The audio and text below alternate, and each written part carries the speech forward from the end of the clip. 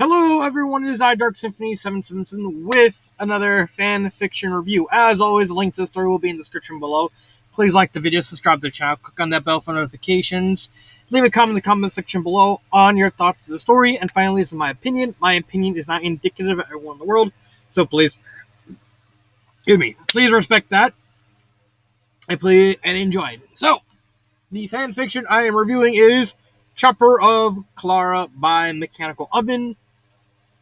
It is not a Mario story this time, but it's a game XOR. There's actually a very specific reason why it's a game XOR in this case, instead of something like, I don't know, you can technically lump this into Mario.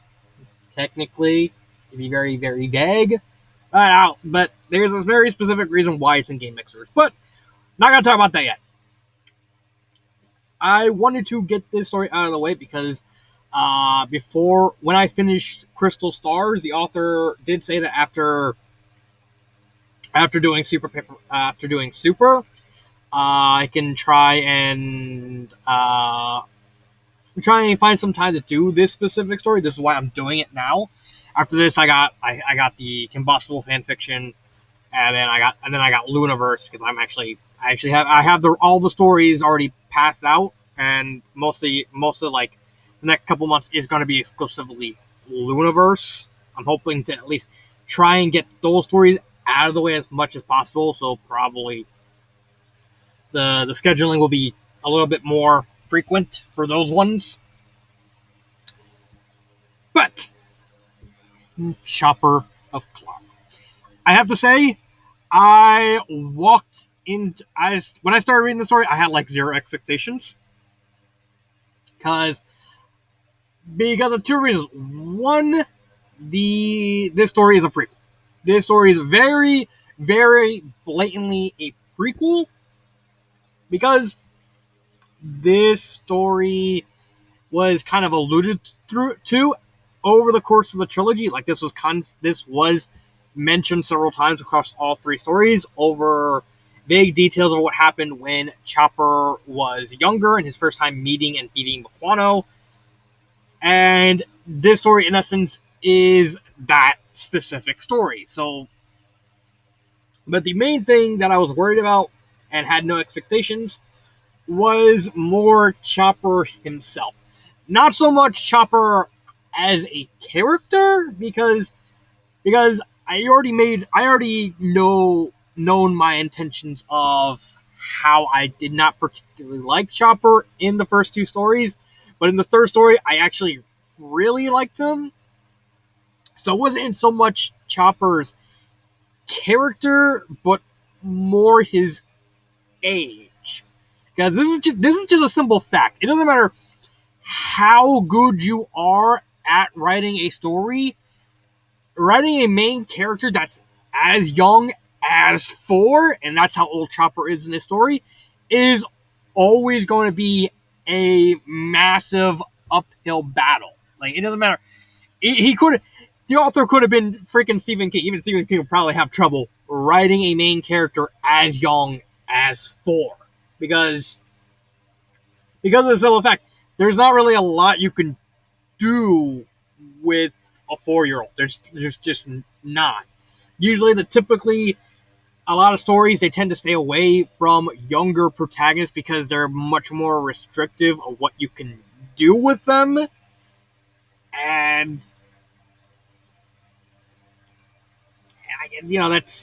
Super Paper Chopper at least somewhat remedied that by making him act like him. But again, that's still really restrictive of what the author could do with him. I like Chopper in Super Paper Chopper, but that still kind of doesn't really fix the main problem of the fact that he's still 10.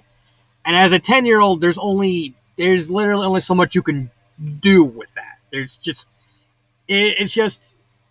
not as flexible as, say, a teenager main character as a teenager or an adult, because they're just more complex.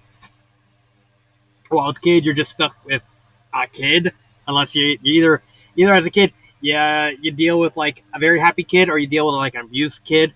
They're not that flexible. What I'm saying. But before I get into the plot, I will have to say that the author did beat out expectations. Like I said, I walked into the story, no expectations at all, and the author just beat the expectations. So, let's get into the plot. What is the plot about? Well, the plot is, as was alluded to in the previous stories, this was basically the story of how Chopper met Mequano and then eventually beat Mequano.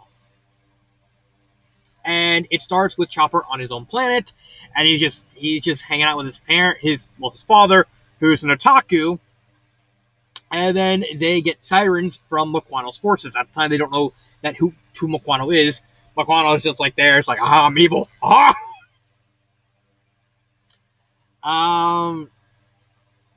And eventually, Chopper has to go with his father to try and get him to safety. They run into Mequano. Chopper's father basically gets him away. Mequano's like, yeah, he's about to die. He's gonna die anyway. Yeah. And basically, then off story, kills Chopper's father. Afterwards, Chopper runs back home, and Chopper's mother meets this mysterious person named Katora. And Chopper's mother, kind of seeing the writing on the wall, asks Katora, give him this, and get him off the planet. And the thing that she gives him was was it her that gave it? Hold on, I can't remember. Was it her that gave it to Chopper, or was it Katora who gave it to Chopper? I can't remember.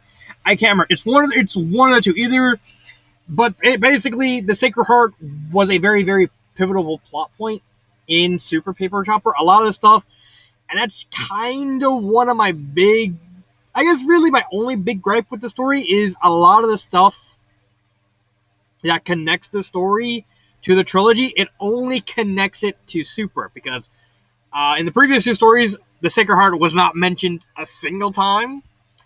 Katora, who is actually, again, pretty important to the story, he wasn't mentioned at all in any of the three stories. The weapon he does have, he does give the Chopper, and Chopper only uses that weapon at the very end, near the very, very end of Super. And Super is a long story. It's over 1 million words. The fact that it took until so long to, the fact that he has a special weapon it comes off as Deus Ex Machina. Granted, it's not a full-on Deus Ex Machina, because it's supposedly like a finale sort of thing. Like, oh, it's the big finale. You can do it. You're going hog wild. Now he's got this big weapon, and this story kind of explains how he got the weapon. But it does come off slightly as a Deus Ex Machina, because it was never once mentioned at all in the previous two stories, at all, despite the fact all three stories did have mentions of him. Mainly the first story having him mention this specific instance. So it's kind of weird that the author didn't have at all the spectrum blade. But I'm getting ahead of myself, and I'll kind of explain more about why I think this is later. So, Katora manages to get the Chopper. Katora gives him the heart. Like I said, I'm banging on the fact that this is the only thing I can't remember off the top of my head, if Katora or the mother gave him the heart. The heart goes into Chopper, and Katora gets him on the ship and flies him off his home planet, Mondrao, where as soon as he leaves orbit, Mequano basically said, "You're all dead," and basically just blows up the planet. Katora and Chopper, they go to Clara, where Katora wants to train Chopper, but he's like, "I'm going to be aloof. I'll see you later." It's like, "But I thought you were training me." I said, "I trained you enough for right now. Goodbye." And Chopper finds out that Mequano has a big base located on the sort of barren side of the planet, basically a volcanic continent. The story is separated into 7 chapters, so basically like Paper Chopper. And Mequano set up the space because he wanted to destroy the planet Clara next. So he has all his generals there. He runs into the planet star, who basically is like, "You're not blowing this planet." It's like, "I'm blowing it up because I want to die." So he basically shatters the planet star into into multiple pieces, gives one to each general, and then also one to Kamikon. And the rest of the story is just it's just the planet star using lots of his energy to find Chopper. Is like, you're the only one really worthy enough to be able to save this planet. And so Chopper's like, "Well, I will stop Mequano. Yes. Now he will die and pay for my planet." And the story basically follows like the traditional Paper Mario formula, where every couple chapters it's just one continent, and then we get to a little chapter with Mequano, what he's up to, and then it just repeats that. And one thing I like about this story from a plot standpoint is one of my big complaints about the first two stories. Not so much Super, because that one kind of had an excuse for this, but I did not like the fact we kind of skimmed through Clara in the first two stories. Like I said, with Super, that's understandable because Clara was literally about to get imploded. So that one at least had an excuse over needing them to rush, so you don't really get much details. And even then, they're really only in one continent, the first continent where Chopper's house is. So that one at least gets an excuse. But in Paper Chopper and Crystal Stars, they zoom through the continent, and we never really get to see what each continent has to offer, because you have the jungle continent, then you have a desert continent, then you have a ocean continent, you have another forest continent, which is weird, but fine. But this one's like poisonous. You have an ice continent, you have a mountain continent, you have a sky continent, and then you have the fire continent. And here's the thing is, like, the sky continent was alluded to in Crystal Stars, because the whole thing was like, oh, they went to the sky area to talk to someone to basically get the power star, the Star Wand. Granted, if the author went back to like reboot it, because spoiler alert, the author is going to be rebooting this trilogy. The author's probably going to replace the Star Rod with the Spectrum Sword, which is Katora's weapon. Getting ahead of myself still. So let me go back.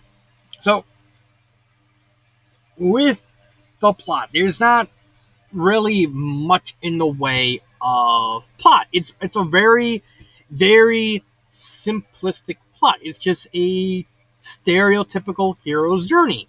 And there's nothing wrong with that. Again, this kind of boils down to the fact that with Chopper being the age of 4, there's not much you can... Again, there's just not a lot you can do with someone that young. Like I said, it's not really so much the author's fault. It's just more something that all authors would have. Just a general writing thing. You have a character who's a little kid, you gotta stop.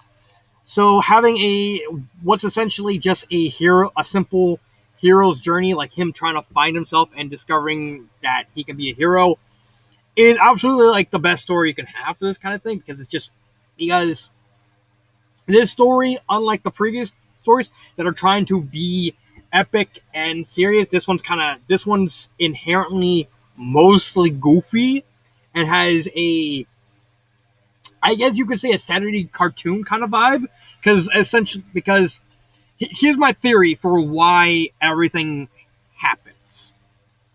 The author wants to basically reboot this, and this is from conversations on the comment section of the previous stories that he's actually mentioned to me.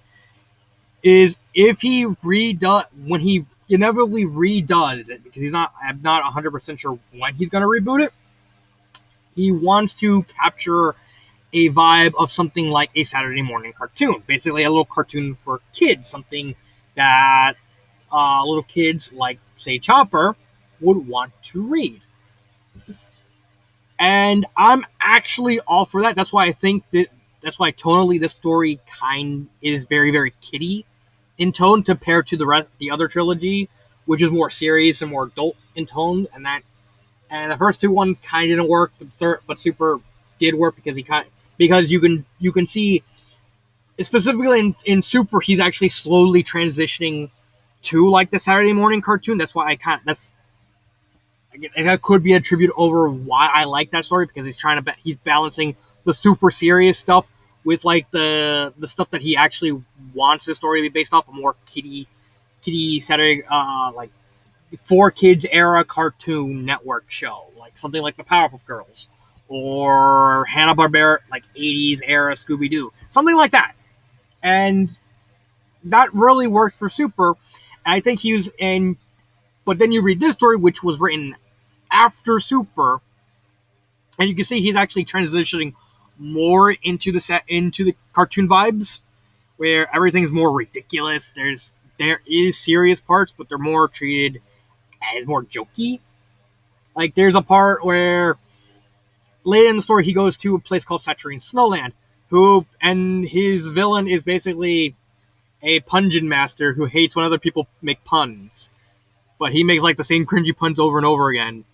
So in essence, it's kind of treated as a joke, but at the same time, it doesn't feel like something you would see in like a super serious story. It feels like something you would see in like a hoax, like something from the patent, like literally something.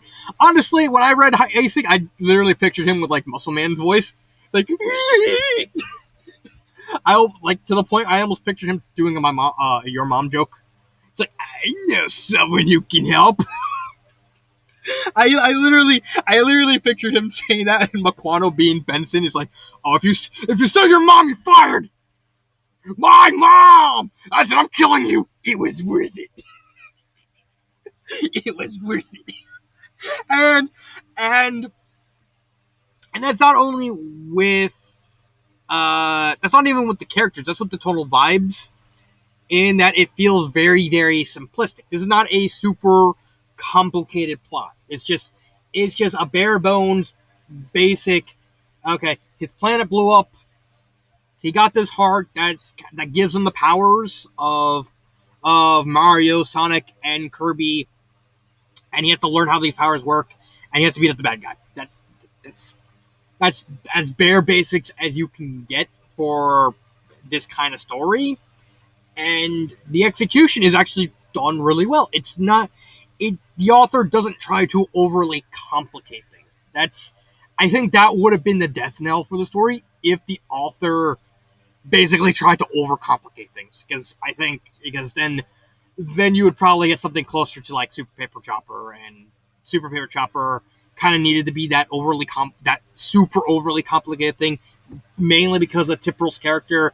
He was a very complex three-dimensional character, so that's hence why that story needed to be complicated. But this one, it's just bare basics. It's just him going around each continent, trying to save some people, meeting the people from each continent. Except for the ocean continent, he kind of gets unlucky with that one, because they're mermaids, and every time when something happens, the mermaids are just trying to eat cake, and something happens, and they kind of leave the cake behind. So Chopper actually doesn't even meet them. So there's that. Character-wise, this is another thing I actually think this story did well, is we finally got a proper introduction to Chopper's rogues gallery. And not only that, we kind of also see what Maquano offers to the table. So I'm actually gonna start with Maquano. In the trilogy, in the original trilogy, because I'm gonna be doing this a lot, Maquano was a very generic villain, and I actually thought that was fine. I don't think it was perfect, because he just felt like too generic. But he did work.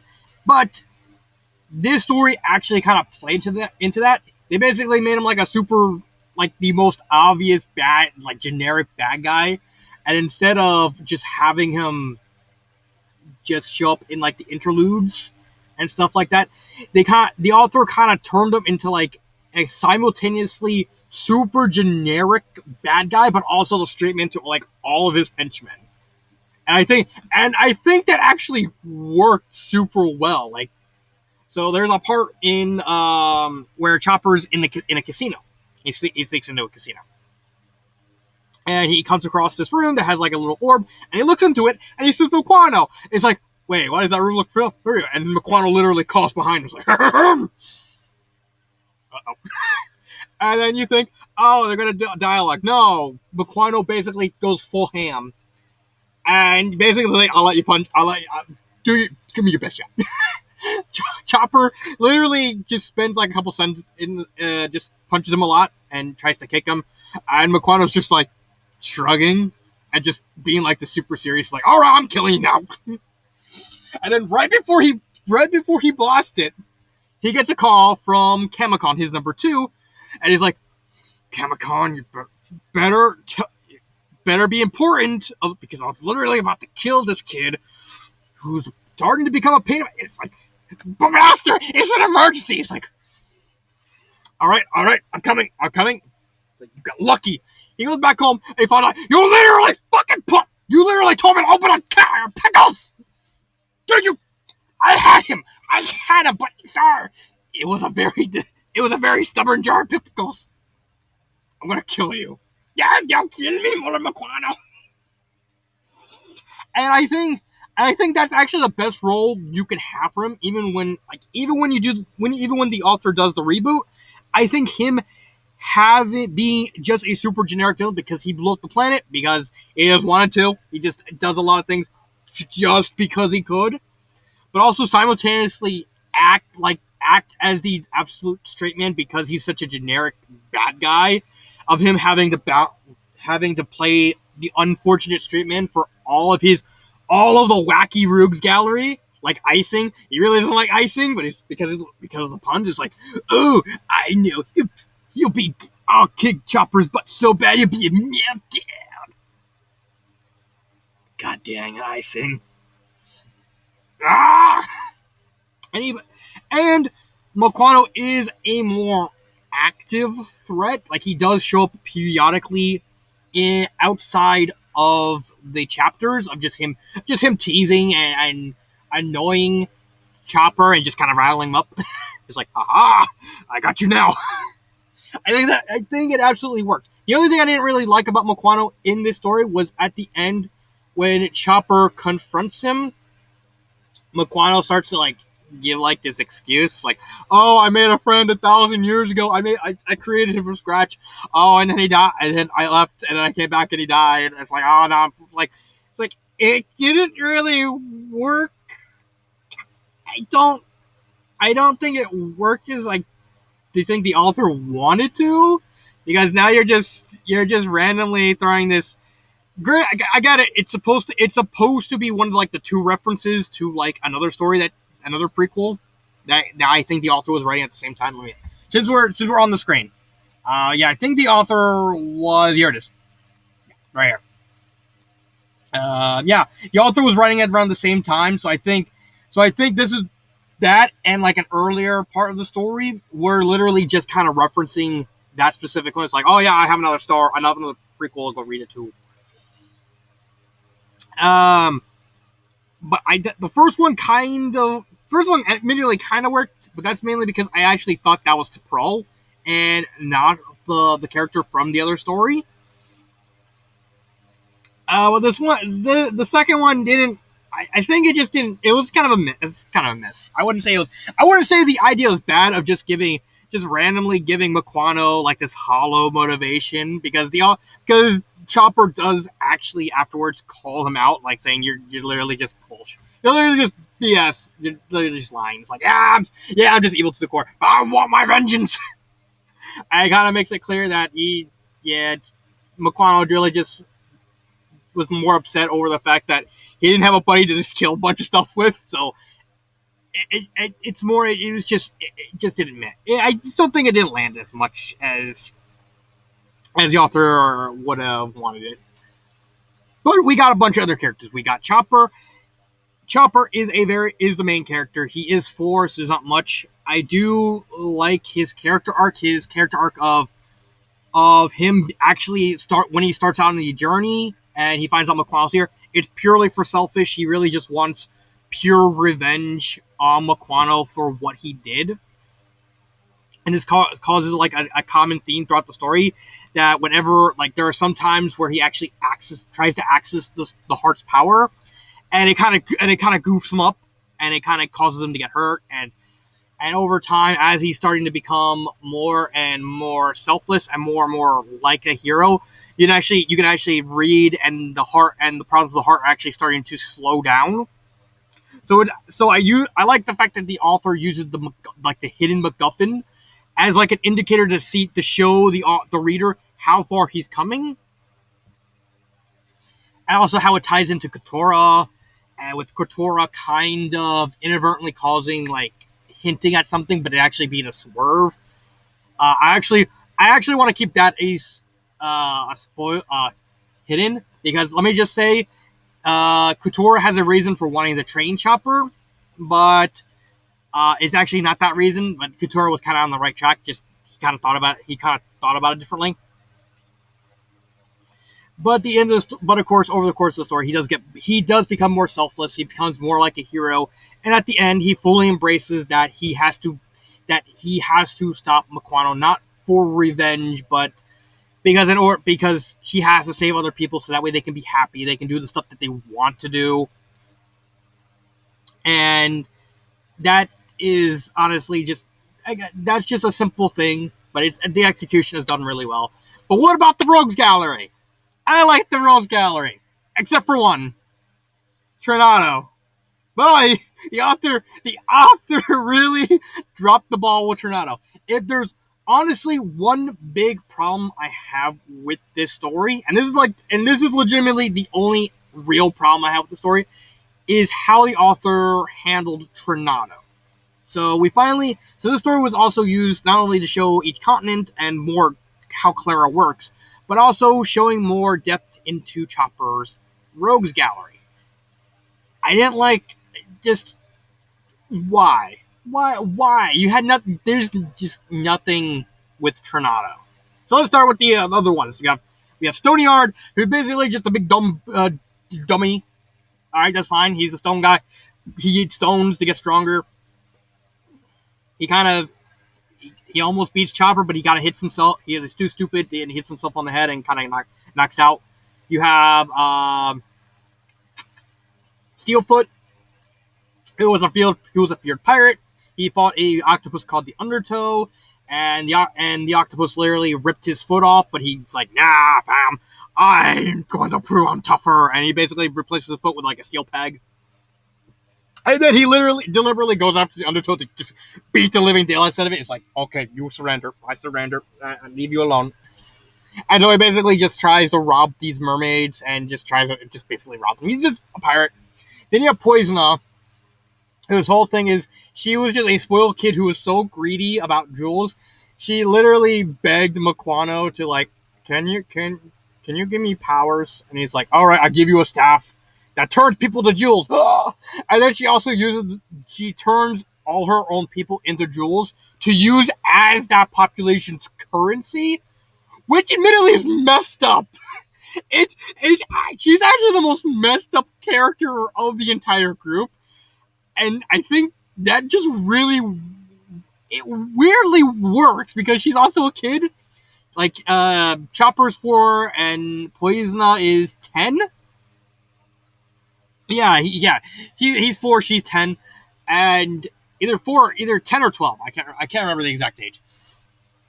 And she's just a really, really greedy person. He's like, who actually in a swerve, and a really, really well done swerve, because she's the only one that Chopper doesn't full on beat because he specifically wanted to get the scepter. So he actually kind of holds back on her specifically so that we can get his hands on the staff. And he actually breaks it, thinking, oh, you break it, then the curse will go away. And when he breaks it, he actually looks at 2 specific jewels, which are actually the gems of her parents. Those are the first 2 people she turned into gems. And he looks at them, they don't turn back. And she basically said, what are you expecting? The curse is going to be lifted? No, the curse ain't lifting. And he's like completely simultaneously like saddened and disgusted the fact that she did that the fact that she'll never get her comeuppance. Unlike the rest of them who live in fairly like isolated communities, Poison's like the only one with like an actual in this story that we see, and only one with like an actual economy, and she just basically turns her own people into the currency, and then she just completely knocks it out.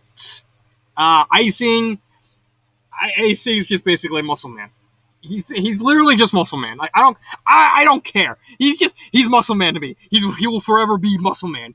Just replace the your mom jokes with like cringy Batman and Robin. No. Replace the your mom jokes with the cringy Arnold Schwarzenegger Mr. Freeze jokes. That's icing. That is icing.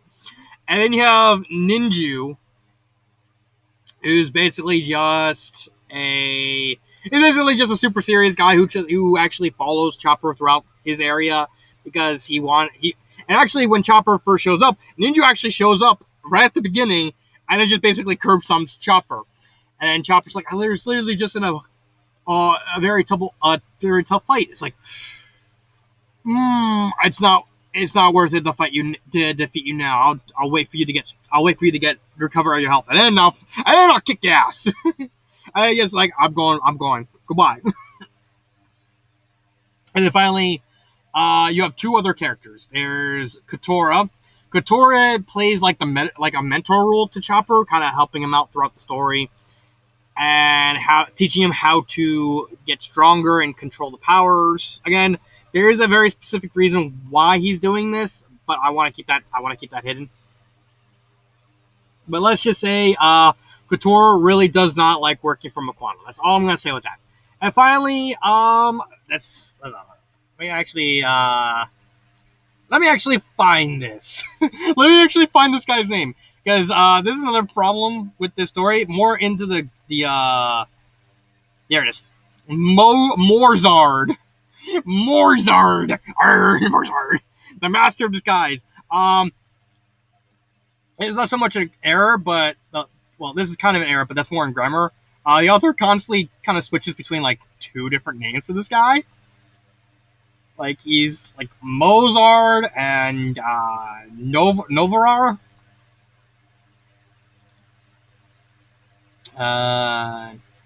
Let's see, where is I think actually, no. I think you actually do. There's like periodically you actually see him like constantly like call him something else. I can't remember what specific chapters it's on, but the author does call him something else like half the time. But wait, I got it. Where is it? There it is.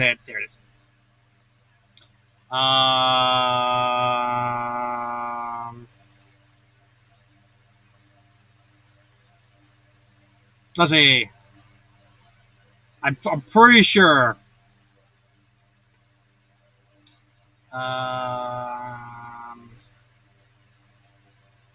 No, not here. I thought it'd be here. But yeah, he kind of. There are times where he just randomly calls Morzard like a random name, like a completely different name. Not even an error. It's not even a grammar error. It's just a completely random different name. But yeah, he's basically like a master of disguise. He's more or less the reason why Mequano actually loses, because every time he wants to suck up to Mequano so badly, like he kind of intentionally kind of helps Chopper along the way, because like I am so miffed that I lost the right to have the MacGuffin. Are you gonna screw up? I'm gonna unintentionally screw him up. Granted, there is also the Gangliang, which is like, okay, so instead of like And I guess we might as well, as we pass into grammar, into the grammar. I will say that the reason this is a crossover is the story does borrow elements from Sonic, Mario, Kirby, and Pokemon of all things. Yeah. So with Sonic and Mario, it kind of more formulates the structure of the story, because the stories kind of play like more like a combination of Mario and Sonic, with like all these dash panels, all these places. Like, okay, so like for instance, Chapter 9 is literally just Pyramid Cave from Sonic Adventure 2. It's literally Pyramid Cave. And it kind of follows those trends of having both, of some parts formulating more based off Mario and other parts being more based off Sonic, with like the more cinematic set pieces. With Kirby, you have the obvious, you have the copy abilities and also the copy essences. And I actually like how the copy instances are incorporated in the story. Like, Chopper actually doesn't know about what they are at first. Like, you can see, like, in, like, the first couple of times where he actually goes in the boss and he sees the copy instance, he actually ignores them because he doesn't even know what these are. And he doesn't even bother to use the essences until he gets to, right around here. Like, when he's almost halfway through the story, which kind of tells you that he, as he was getting more and more familiar, he's kind of learning more and more stuff. He saw the copy. I wonder what happens if I touch it. Gets an ability. He's like, oh, I'm going to use these now. And you go there. And finally, also the boss fights are more written, like from a Kirby game. Mainly, I would have to say Return to Dreamland, because the author does say foreground and background so often. So more likely, the author drew heavy inspiration from Return to Dreamland for specifically just the boss fights. And finally, with Pokemon, we have like 5 characters. You have the Gangly Gang, who's basically just a Gengar, Haunter, and Ghastly, who are just, their whole shtick is like, we're bad guys, eh? We're gonna be the baddest of the bad. Like, what are you gonna do? Simple. We're gonna find a picture of Maquano, we're gonna draw a mustache on him. That shows we're bad. Yeah, we're bad! That's basically, and then you have 2 interplanetary forces that kind of crash into the area. You have basically a Mewtwo clone and you have a Deoxys clone, and they both basically kind of curb stomp Chopper. Like, the Mewtwo clone basically just completely is mainly used as like an introduction to Darkstar Chopper, and he fights the Deoxys one. He actually does better against Deoxys. But then Deoxys just randomly regenerates all its health, and then basically just curb stomps Chopper again. But Katora comes in, saves the day, kind of drives it off. But yeah, we got those guys. Grammar errors, besides the whole Mozart shenanigans, there's not really any grammar errors. But even then, the Mozart is like, there's not even a grammar error. It's just, you're just calling him by a different name, just out of nowhere. Pacing. The pacing is actually done really well, because each story kind of starts with an interlude, and then you have about 1, 2, 3, 4, about 4 to 5 chapters. Like you want, like this one is just these 4. Then you have the interlude 1, 2, 3, 4, 5, and it's just 1, 2, 3, 4, 5. See, it goes from 4 to 5. I feel like I'm missing something. Oh yeah! Tornado. I'll get to that a bit. But back to the pacing. The pacing is done really well. We're giving a sort of introduction to how each continent works. Ending with, of course, the obligatory boss fight. There are many boss fights along the way. But overall, each chapter kind of follows the same thing, over the same structure. He runs into a new place. He gets introduced to the main layout of the land. He runs into that area's people, again, with the exception of the water area, because they constantly run away every time he gets near, so he doesn't really know. And then he fights the boss, and then we get an interlude with Maquano, and then repeat, just rinse and repeat. It's done rather well. So I have no complaints with that. Would I recommend this story? I would. I honestly would. I would say this is not as good as Super Paper Chopper. Super Paper Chopper came so close to a masterpiece. Spoiler alert, that story almost similar to A Stranger in Me from last year, the Steven Universe fanfiction. This near Super Paper Chopper almost became a Better Off Alone tier story. And the only reason that story didn't become a Better Off Alone tier was specifically Shade Doom was so badly written. I just couldn't. He just sunk it below that tier. He sunk it below that tier. That's how badly he was. How badly written he was. I now I'm now getting flashbacks to how badly written he was. What would favorite part?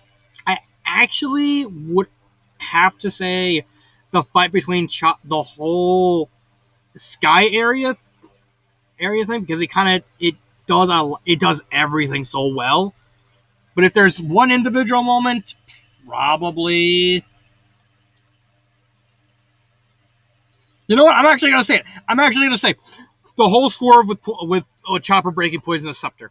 I think that's a really, really well done twist. To the point where it's like, oh, I'm gonna save everyone. You can't save everyone.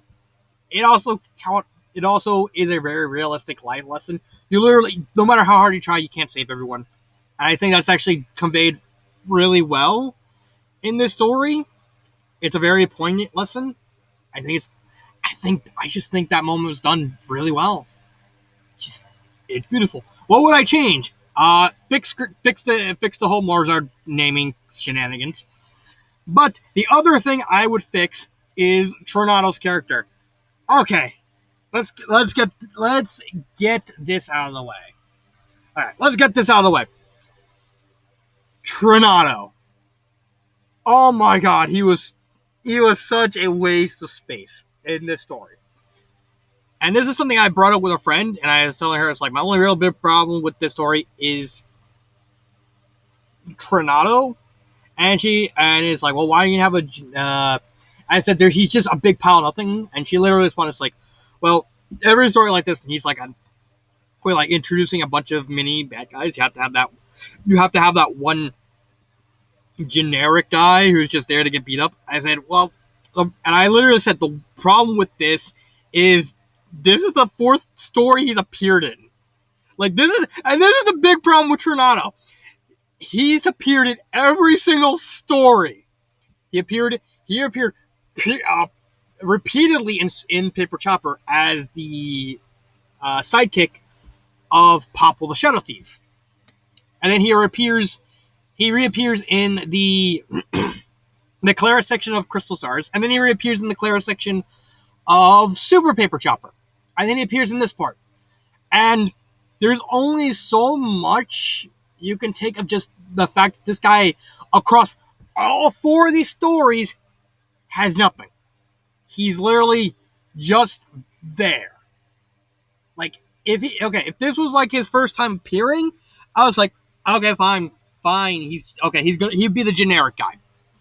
But the fact that he was generic in 4 separate stories, all with different tones, and he didn't change one bit, is that's where I draw the line. Especially since, like I said, each story kind of has a different tone. Like, this one's very goofy, but Super is like super, super serious. Crystal Stars has more of a mystery vibe to it. And then Original Paper Chopper is just a generic adventure story. Like, it doesn't... Like, they have 4 different vibes, but Tornado just kind of stays there in all 4 stories. And it's even worse when you take into account that all the other members of Mequano's Elite Guard all have characters. Like, if you wanted like you wanted the generic guy who's just there to get beat up. Okay, you have Stoneyard right there. You have Stoneyard right there. He literally offers almost as much as Tornado, which is like he barely owns himself. But at least Stoneyard has like, oh, he's the big strong guy. He eats rocks specifically to get stronger. He has a clear. He is kind of slow on the uptake. At least he has something. Whereas Tornado had, oh, he just proclaims himself the king of the forest. Anything else? None whatsoever. So you're nothing. Yes, but you appeared in 4 stories. Yes, we. Do you realize how little that makes sense? It doesn't. It really doesn't. So what I would propose is just simply give us something. Give us anything with Tornado. Just anything.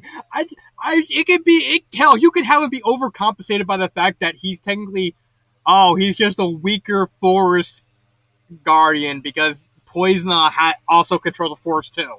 Like you can have him be there. Like, oh, I control the forest. Well, I control Poisona's forest. I'm king of the forest. Well, I own an entire economy. I have him kind of overcompensate. Maybe you could play in the fact that Chopper does live in his territory, like have him be like the closest thing he has to like a constant arch nemesis. Like, oh yeah, Mequano's like the big bad, but Mequano's not always gonna be going after Chopper. Since Tornado is like the one, though has the territory that Chopper lives in, have Tornado be the one to always go after Chopper. You could do that. Just honestly give something. Anything with Tornado. He's such a blank slate that you could just put the most generically thing. You could have him be like Mojo Jojo. Oh, have him overcomplicate things. It'd be a million times better than just what he is now. And that's honestly really it. That's just give Tornado something. And you'd be good. So I guess that's it. That's my review of Chopper and Clara. I really liked the story. Like I said, I wasn't expecting the story to be as good as I thought it was going to be because again, Chopper being a 4-year-old means that it'd just be very, very hard to write this kind of story. So I'm actually pleasantly surprised that the author managed to succeed with this type of story of just having a very, very childish character. I think like the last time I read a story where like the character was like a blatant child was Fallout Equestria Pink Eyes, but Puppy Smiles is kind of like a unique. Puppy Smiles is like a very, very unique situation. She's a very unique character because her whole point is like she's not supposed to develop as a character. That's between, but that's with that review. Go read that, listen to that review. But yeah, I like this story. I think it's fine. I think it does, again, besides Tornado, it doesn't need anything else. As I guess you could say a sort of bridge into the reboot, because I don't know how the reboot's going to handle. The only thing I really hope I see from the reboot is we see Timpani and Blumiere, mainly because Tipperell's character's so intertwined with those two that I can't think of any other canon Paper Mario character to appear in the reboot except those two, because they're just so important to Tipperell's character that it just not having them be there would kind of say like that's not Tipperell. Then it's just he's just a guy pretending to be Tipperell. I like Tipperell in Super.